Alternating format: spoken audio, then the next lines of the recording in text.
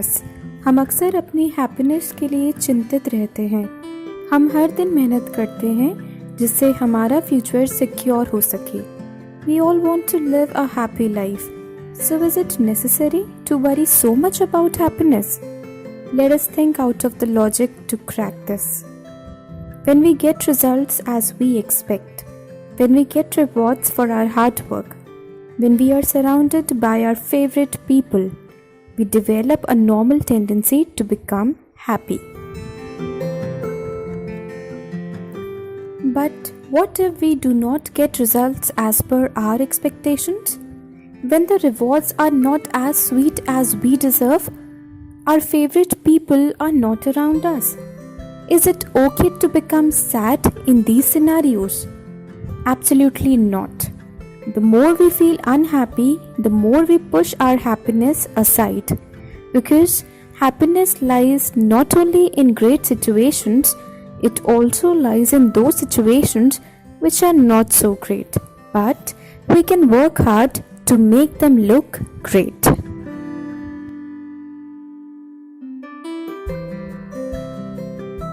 जब कभी हम दुखी हों और किसी और को खुश देखें तो उसकी खुशी से खुश होना सीखें, क्योंकि हमें अपने कुछ अच्छे सोर्सेस इकट्ठे करने होंगे जो हमें प्रसन्नता दें। तो शायद ये एक अच्छा जरिया है खुश होने का।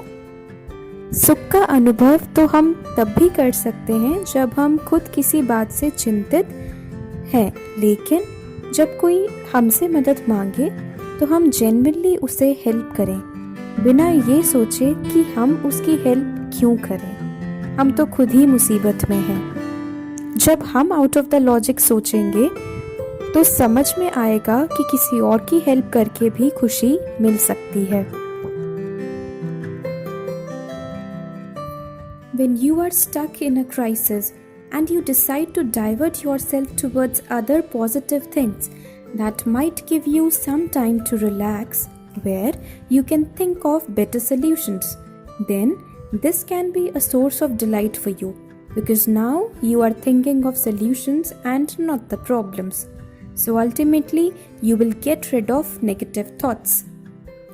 जब बीमारी ज़्यादा बढ़ जाए, जब लगे कोई मेडिसिन काम नहीं कर रही, तो सिर्फ इतना सोच लें कि शायद हमारी विल पावर को स्ट्रॉन्ग करने की ज़रूरत है। अगर मनोबल बढ़ा सकते हैं तो क्या पता वही सुख दे पाए। When you realize things are not going according to you, when you give your best, still the hustle bustle continues. Do not worry, relax. Just keep this thought in mind. All this chaos will end soon, and it is making way for a bright day.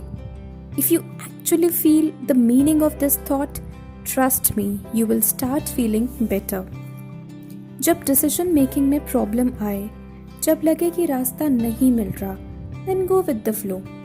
ऐसा करने से situation तो change नहीं होगी, पर अगर ये सोच के चलेंगे, let us wait and observe what all is happening, तब शायद उस प्रॉब्लम में रखा गया पेशेंस स्माइल दे सके। Express gratitude freely for all the good things you have. This will help you to get rid of disappointment you feel for the things that you don't have. Indulge yourself in good activities, as this will help you to feel proud of yourself because you did not take support of inappropriate activities when they attracted you the most in your tough time. छोटी छोटी चीज़ों में खुशी ढूंढना, जैसे कोई पुरानी तस्वीर, फेवरेट मूवी या शो का रिपीट टेलीकास्ट, वेस्ट मटेरियल को रीयूज़ करना, गेम्स खेलना, कुछ भी बचपना या सिली नहीं है, क्योंकि यही वो सोर्सेज हैं जो बड़े क्राइसिस में भी रिलैक्सेशन देते हैं। ऐसा अक्सर पॉसिबल नहीं होता कि ह्यूज स्ट्रेस में भी आप मुस्कुरा पाएं या पूरी तरह से सोच लें कि ये प्रॉब्लम ख़त्म हो गई है, लेकिन फेथ और बिलीफ रखने से, अच्छे थॉट्स से और पॉजिटिव इमेजिनेशन करने से सरवाइव करना उन्हीं इश्यूज़ के बीच में मुमकिन है। इसी को शायद कहते हैं survival of the fittest. So where does this happiness lie? Is it dependent on others? Is it based only on the rewards that you get or you deserve? It's not based on any other thing. It totally lies within us. It is based on our response, our wisdom, and our thinking. Our thoughts only will decide whether we see only thorns or we get an eyesight which can see the blooming buds amongst those thorns. How and from where we obtain the sources to remain happy will decide the amount of our happiness.